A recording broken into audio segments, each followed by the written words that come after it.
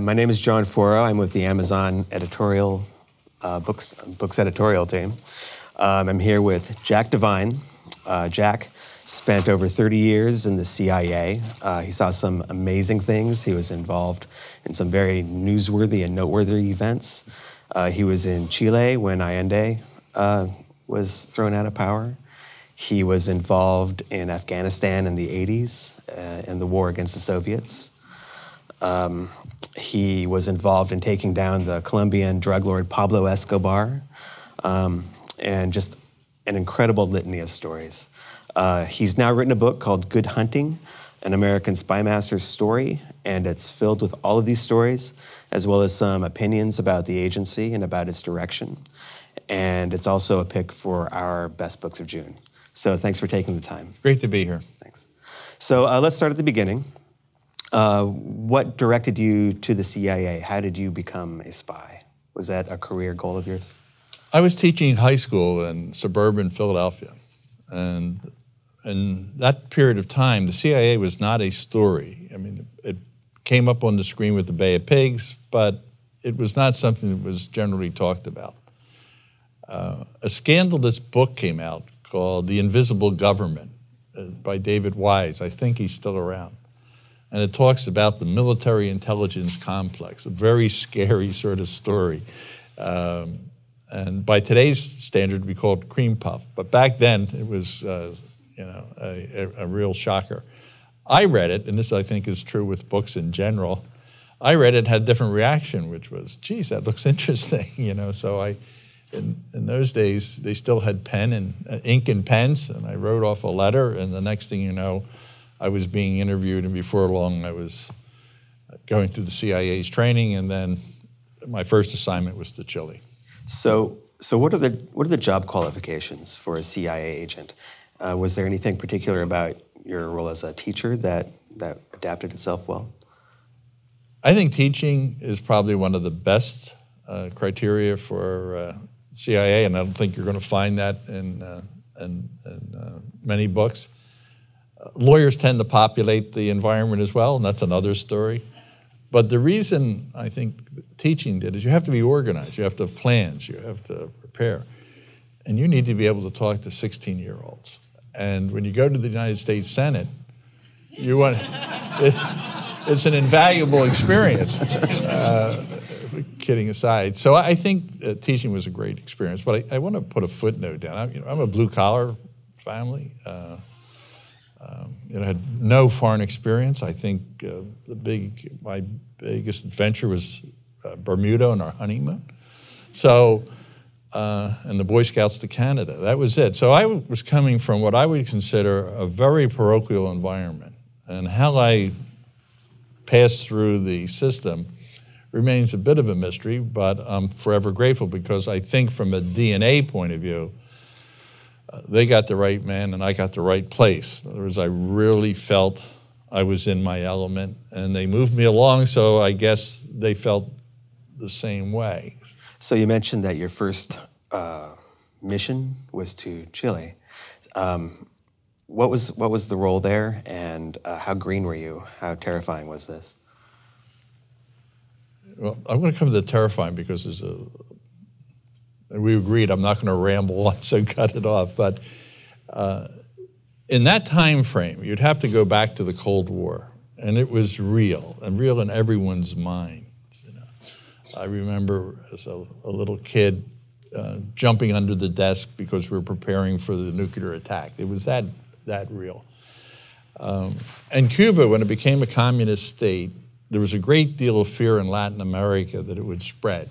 And Castro at one point was really quite dynamic and was proselytizing very effectively. That died many years ago. But back then it looked menacing. And then you had a socialist elected in Chile. And the Nixon administration felt you're going to have a red sandwich. I mean, that was the thinking. And I lived in a world where, you talked about communists and I mean, today it's like talking about Neanderthals, And so, but back then it was a real serious thing. So Vietnam and Chile were the two biggest accounts. And as circumstance would have it, I ended on the Chile account. So you couldn't be in a better place. The book is about covert action. It's the action piece as opposed to the spying piece. I did a lot of spying, but the action piece. If you're interested in action, Chile was the place to be. So I went there, and then I'll just add one thing. The President of the United States, at that point, Nixon, asked CIA to induce a coup in Chile. Induce. Induce. Make it happen. How does one go about inducing coups? Well, I have a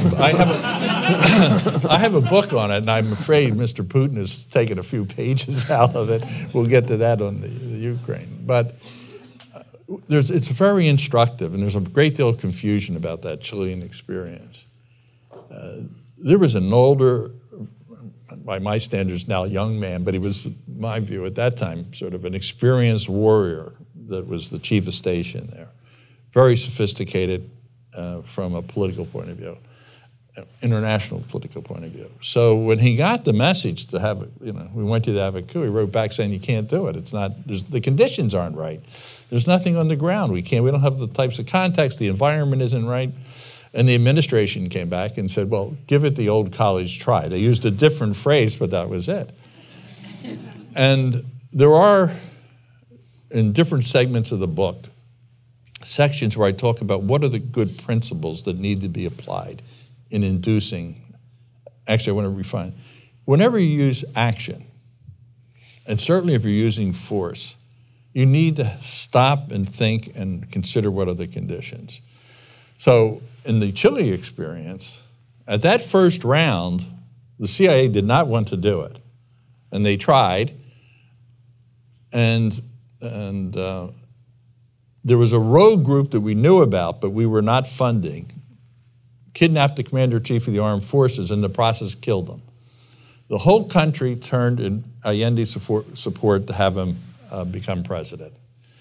What's interesting is right after that, the White House sent another directive saying no more plotting with the military. And at that point, we did cease and desist.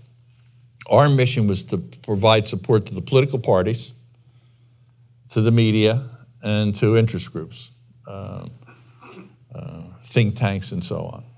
When you say we, what's the scale of the network, and what's your daily life there? Are you undercover? Are you meeting secretly in layers? You're definitely undercover. Mm-hmm. But you do realize when you're in country, when I was chief, and I was chief in 5 countries, you're known to the foreign government because you walk over and part of your job is to work with that foreign government. But if you're not declared, then you're undercover and you have to find sources.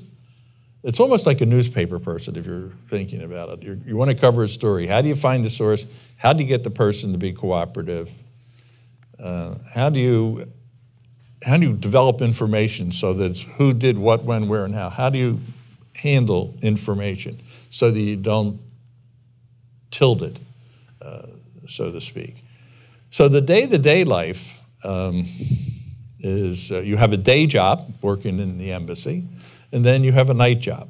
And when you're young and enthusiastic, that sounds like a really good plan.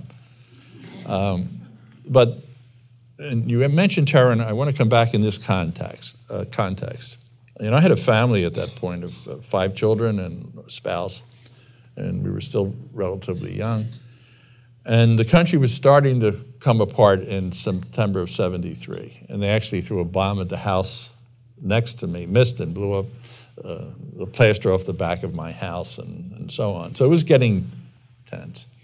So in the book, I describe how my wife, who is a better shot than I am, I'm a terrible shot. So, if you're worried, just don't be worried.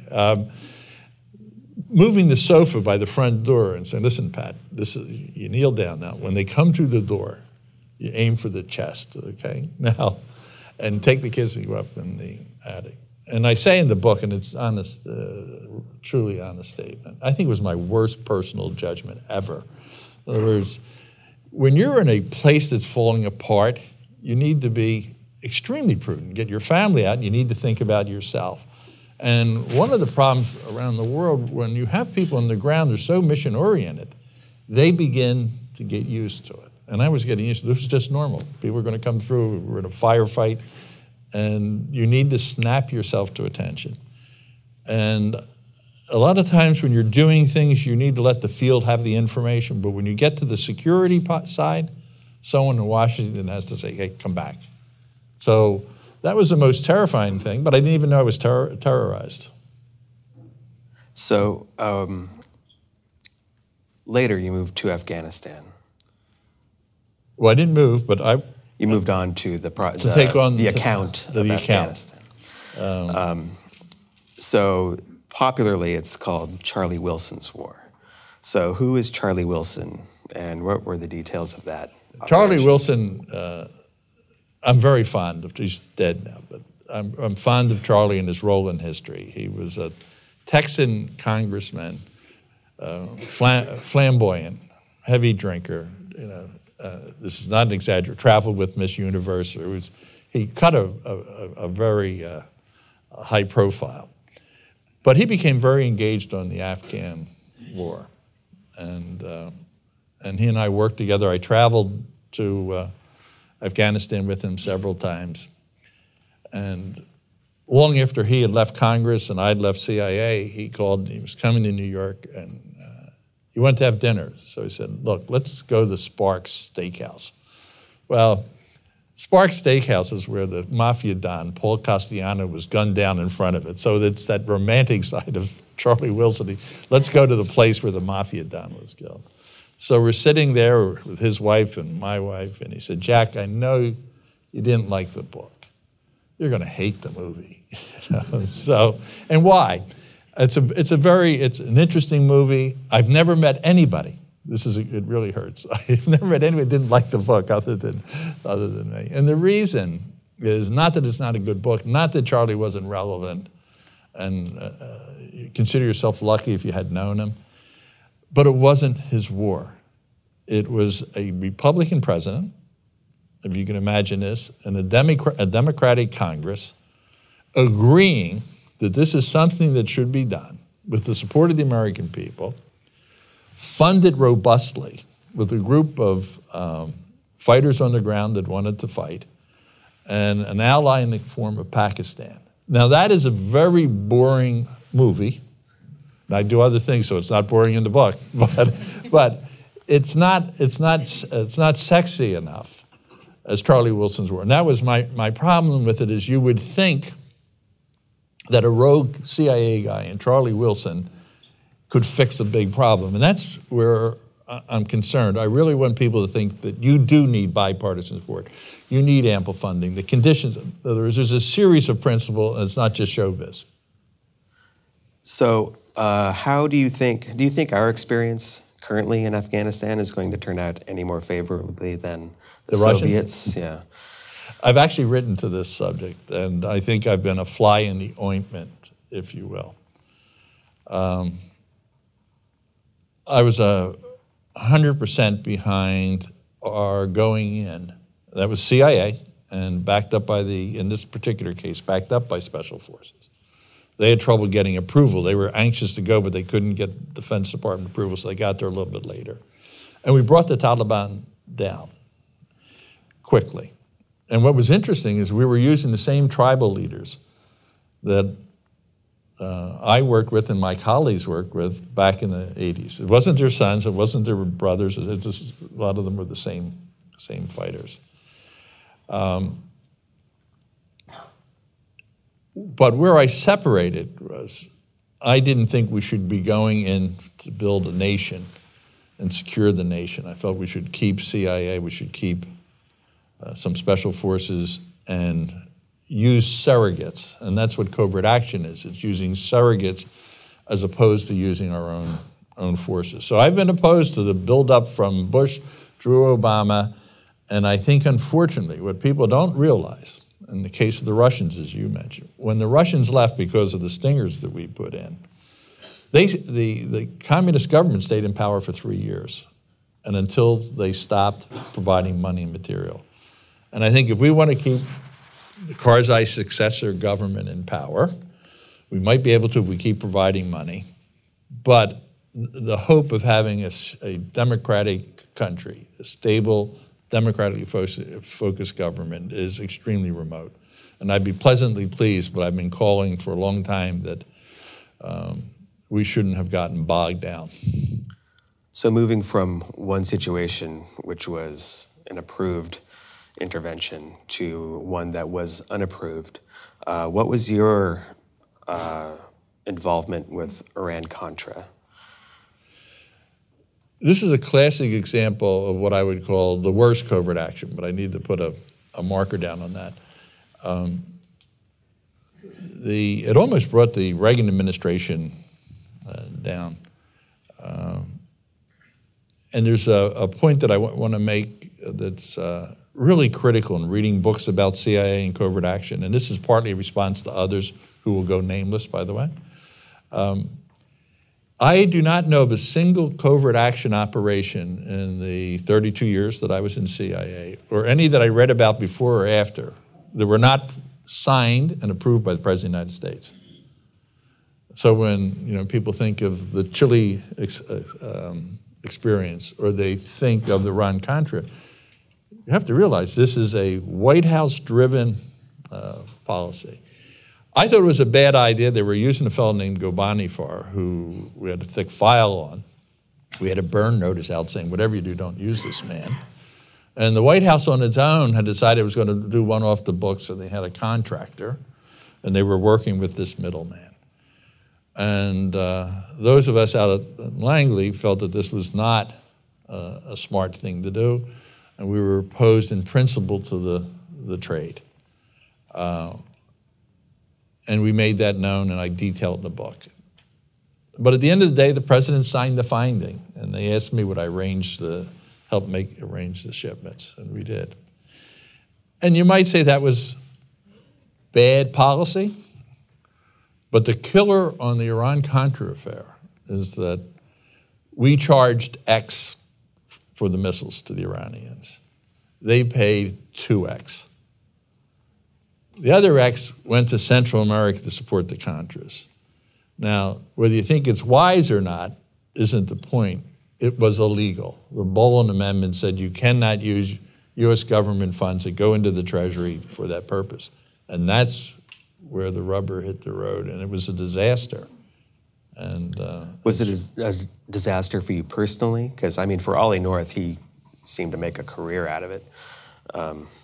But I think it was for those that maybe it ended a little bit better, but it was a painful process when the lawyers were all over him, and the Walsh Commission, and it was painful. I think there were periods where I was uncomfortable with where we were, and that didn't happen often in my career. I think because there's a memo somewhere floating around, I think it's in the document, saying that I thought it was inimical to the U.S. interest.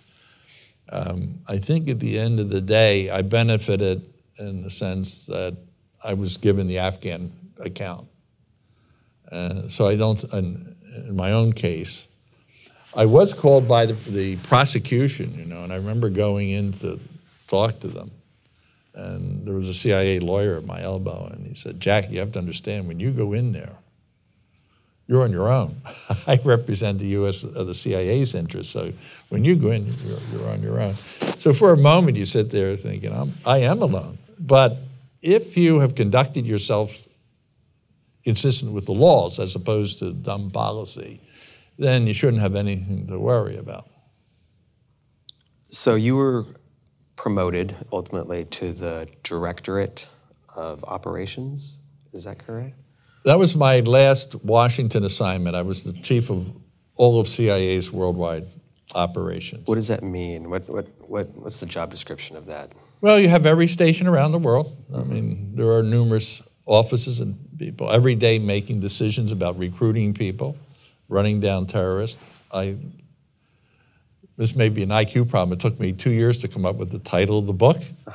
And good hunting is actually the salutation that we use in releasing certain cables. Instead of saying good luck, break a leg, it's good hunting. And I think it's a core concept, which you're going after sources of information. You're looking for the mole inside of CIA, like the case of Aldrich Ames. But the day, and my assistant, executive assistant, is interviewed in the book, and what she said, and I think captures it. I would arrive in the morning, before Jack got in, and I'd be faced with a foot of paper. I would try to get through the day, take it home, and we still couldn't stay on top of it. And she describes it as an endless session of meetings and decisions, and that's all it is. I mean, you're not touching operations, you're not going out at night, you're not having that fun. You're looking at a piece of paper and deciding, and many of them are life and death calls. You should work here. The life and death part? Well, it depends on who you ask. Well, I think that wasn't a complaint, by the way. Right. I think it's probably one of the most challenging use of your brain is to be making decisions. The other thing that and I'll caution Amazon on it, you can get addicted to it, that you really want, how many decisions can I make? How many points can I cover? And it's like a juggler, you're really doing good. But there's a certain point where you do go into overload. Back to the book. So you talk about a lot of different secret operations. What are the challenges in writing something like this? Are there names that are changed or omitted or details that are redacted? There's two aspects of intelligence in its fundamental core. One is meeting the agents at night and recruiting them in sensitive sources. George Smiley and Le Carré, for example. And then you have the James Bond boom and bang, if you will. Never meets an agent, never does a report, never does an accounting, and that's covert action. And this book is about covert action. And what I mentioned to many of the younger people in the agency as they were going along, bear in mind, when you do covert action, the chances of it becoming public are very, very high. And that's why I can write about it, because it's in the public domain. It had to be reviewed by the CIA so that it did not have a source or a method that was not already in the public domain authorized by the government. In other words, not because you wrote about it, but because a government document. I did have a fair amount of back and forth, but it was on a rather thinly lined subject, and that is location. There were certain places they did not want me to discuss that we have a permanent presence. And I disagreed, and I wrote about it to them, and we went back and forth. In the end, they prevailed. I mean, the option was I would turn on my own love, if you will. So we let it go. I still don't think it's, I don't agree with their observation, but I signed a document and I'm going to stand by it. You have to, or otherwise you're going to have a totally undisciplined secret world, and it just isn't going to work. So yes, it wasn't without its moments. What was the genesis of the book? Did you just want to tell your own story, or is there a larger purpose regarding the CIA and what you see as its direction in the last 15 years or so? The genesis, frankly, comes from, it's deeply rooted, and that is I've always felt that the covert action part is critical, not only to the CIA's mission, but to statecraft in general. I felt that when I went into the agency, and I think that's why I ended up doing more than most people in their career on covert action. But then I noticed that non-practitioners started critiquing the use of the discipline. And I thought I could serve a purpose of writing about the use of covert action. And in today's world, I think we're pulling back. I think we should be pulling back in our military. We have the finest, no one really disputes, our enemies don't dispute our power. There just isn't a military that's capable of facing us down. But that's not a reason to be overextended. So I think we were pulling back. But we have tremendous interest, whether you want to do Ukraine, Syria, Middle East terrorism. And how do you fill that void? Well, you have diplomacy, and you're holding back on your military. And it seems to me there's the middle ground, and that's where you try to influence events and you support operations using surrogates to keep our interest. So it's a view of the world and how you deal in what is going to be an increasingly troubling world, you need something in that space. And I'm suggesting in the book, very pointedly, it should be covert action. What do you think about some of the more controversial tactics that have been publicized within the last 10 years? Torture and waterboarding, and then more lately drones, excluding fast and efficient deliveries.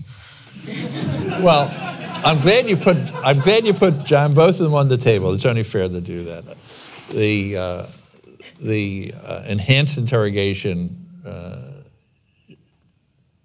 also known as torture, I'm 100% opposed.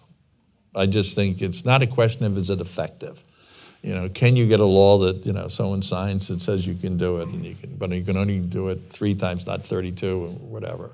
I just don't think it's consistent with our value system and who we are. And I think it also has to be troubling to those involved in it. And you want to manage that, So I'm pretty clear on that. On the drones, it's a different story. I was in that cloud on 9/11, walking down the street just serendipitously.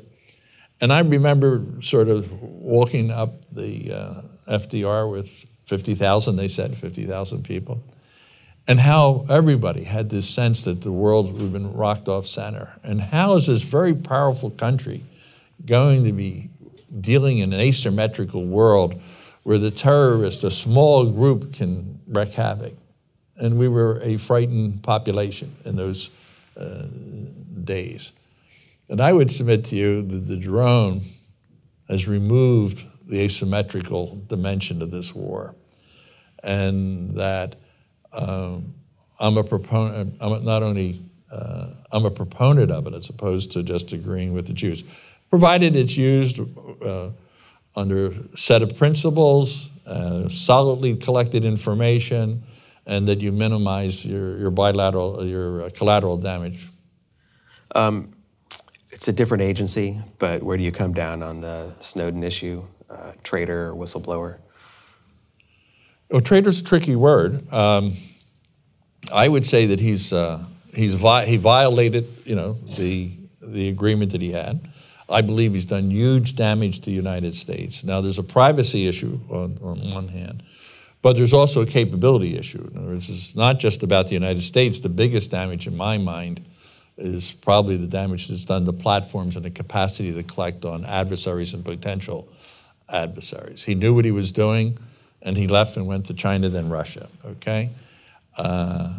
He certainly is not a hero in my view, and amnesty is not in my play card.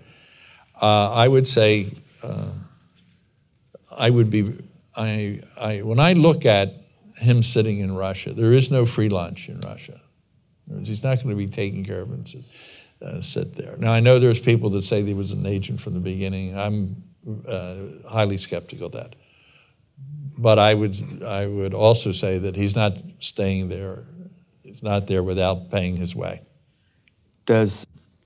So they are separate agencies, but how intertwined are the NSA and the CIA intelligence-wise? Does the CIA avail itself of NSA-gathered information? Yeah, I think when you think of the CIA, and I don't want to get into the alphabet soup of it beyond just NSA and CIA, the CIA is central. Its original mission in the post-World War was to have everything centralized in it, okay? And I still think that that's the way it should be. And NSA has always been part of that team. And the difference is CIA did analytical work and spying with humans. And then it had a technical piece. The satellites, the Glomar submarines, the U-2 started in CIA, and there was cooperation with the technical world. And I think today, I would think that there's a great deal of collaboration. The information coming from everybody still funnels through CIA. In other words, DIA can't send its report to the president, NSA sends it. It has to funnel through a system where you have chaos, and you have dueling banjos at minimum, or dueling symphonies. Obviously, for any intelligence or covert action agency, there needs to be a large amount of secrecy, things that are unknown to the public. Do you think that there could ever be a balance between what the public knows and what it can't know to stay effective?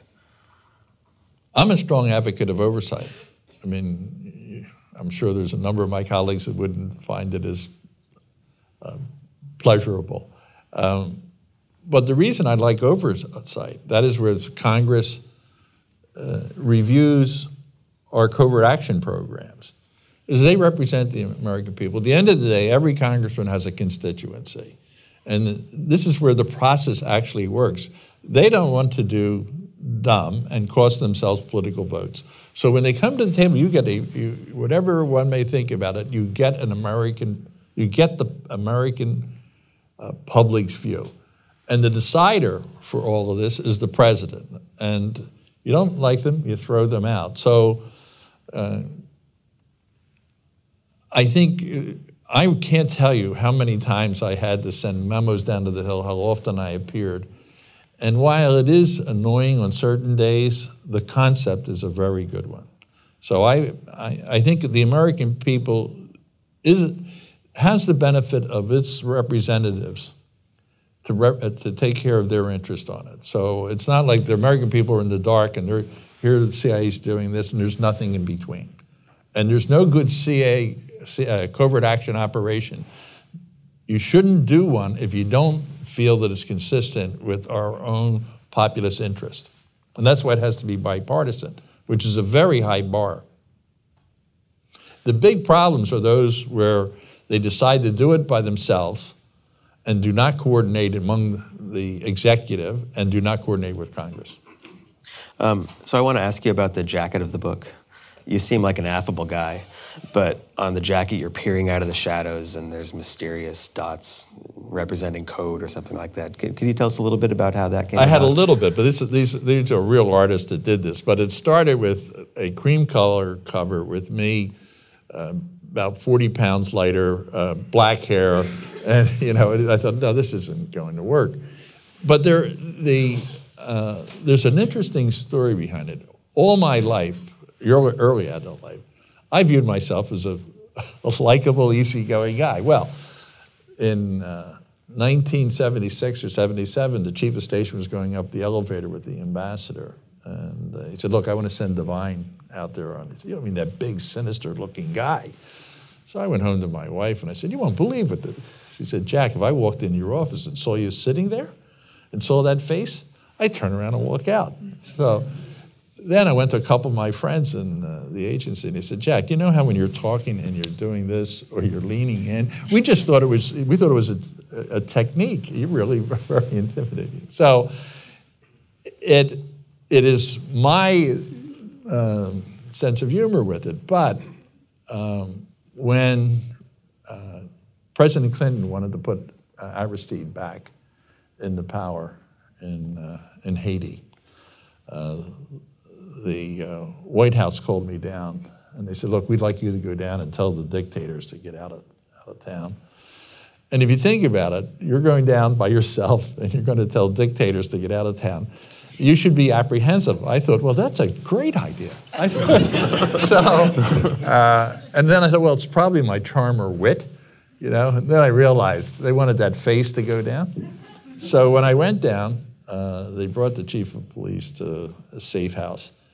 It was actually the chief's residence. And he'd gone to the voodoo doctor ahead of time and refused to drink anything. And then the maid came in with a bowl of pumpkin soup. And if anybody in Amazon is experimenting with poison, pumpkin soup is one of the soup is one of the best things to conceal it in. So I thought he was going to die on the spot. So this may cause me some friction with some of my White House friends, but they had given me a script. You say this, he says this, and my life experience is that's not how these things work. And I have some Irish ancestors, so I decided I was going to be poetic. So I said to him, I said, look, Francois, a Latin friend of mine once told me that, you Americans think you're that train barreling down the track. And we see you come, we puff out our chests and say, bring it on. And then I with the cover of the book. I said, you do not want to be that rooster. And I just thought that was, very dramatic and got the point across. He didn't leave, and I also have written something recently that says, just because, you've got a strong message, you have to back it up. President Carter came down and negotiated, and he wasn't making any progress. And then our planes actually took off from Florida. We were ready to, CIA, military, we were going to take out these fellows. As soon as the planes took off, one of their spotters called, and they folded immediately. And the fellow had spoken to went to Florida. Why wouldn't you go to Florida if you were a dictator? So he goes to Florida, and he gets on the radio and said, look, they sent this big, sinister guy down said he was going to kill me, my wife, and my children, So there's a certain role playing that goes on in the business. And I think, it is a deadly serious business, and we've kidded a bit today. And you've got to play that role. You have to be taken seriously, and it's not just words. One last question, then we'll throw it to the audience. Do you read spy fiction? Do you enjoy, you mentioned watching movies earlier. Do they drive you crazy for the liberties that are taken? I've gone through a transition, to be very honest. And this is true, I think, I don't know about the transition part, but most of the colleagues I have in CIA really do not like the books and do not like the movies. But there's somewhere along in the process that you begin to realize that the reader and the viewer really does have a sense of proportion in it. And after all, who doesn't want to be associated with Sean Connery and you look at me and making martinis? I ran into Sean Connery just before we throw it open, and there was two places, but I was sitting in a foreign country, and he came in, and the whole restaurant turned excited, including our wives, the head of the local service and myself. And we said, wait a minute. I didn't say it. I don't think I said it. I hope it was the other guy. I said, we're the real thing. Of course, they broke up laughing, like, you got to be kidding. There's 007. You're just another bureaucrat. We've been married to you. We know what you are. So who doesn't want a movie where you're portrayed? And the kidding part aside, if you step back, you realize that, in a way, it does create a mystique that helps you in winning over people and being taken seriously. Okay, really the last one. Who would make a better spy, Matt Damon or Ben Affleck? Danny DeVito. That's a good, tough call. Questions? You talked a little bit about Chile earlier. Do you have any regrets about what we did there? Do you think it's okay for the United States government to go in and pose an elected government? Well, I think there's two parts to the question. Let me take the second part first. I'm actually advocating that in parts of the world today, we do go in and engage and support opposition elements or support governments in power. The footnote there would be, we shouldn't be fooling around with places that are already stable and democratic places, okay? So I would say, tell me your place and then we can talk about it. But I'm advocating it because there's so much of the world where if we don't play, it's not that some Democrat's going to sit in charge. We're going to have a dictator in one form or shape or the other. In the case of Pinochet, which again, Foreign Affairs magazine is taking the third chapter, which is the Chile chapter in there. And I'm sure it's going to cause a good deal of controversy. But it's not well understood, and we really didn't tease it out because that's almost an hour discussion. But there were two parts. The one I described, which was a White House-driven thing, and then supporting the opposition after that. And I felt very comfortable with it. What we haven't discussed is we had no relationship with the plotters. We did not have any agents there. okay? The way we found out about the report was 3 days ahead of time, one of my agents called my wife and said, I'm going to the airport, and just tell Jack there's going to be a coup on September 11th. That's how we found out, not by plotting. So we knew about the coup, but we were not in the plot. And I think this is a really not well understood. So I didn't feel bad about that at all. Now, Pinochet, CIA viewed him as sort of a weak link and someone that would never lead when we were assessing people. And there's an example of getting your intelligence flat wrong. And everybody in the opposition, not just Americans, but everybody in Chile that wasn't a diehard supporter of Allende felt, well, the military is going to come in. It's a country of democratic history. They'll settle things down, and then we'll have a democratic election. That was the prevailing sentiment. If you had asked me that they were going to be around for 19 years, I would have said, no way. The big shocker was because Chileans are a very sophisticated, civilized population. The human rights violations were very, very disturbing. So I think once that started, there was no love of Pinochet, and I would have used covert action to have moved him out. So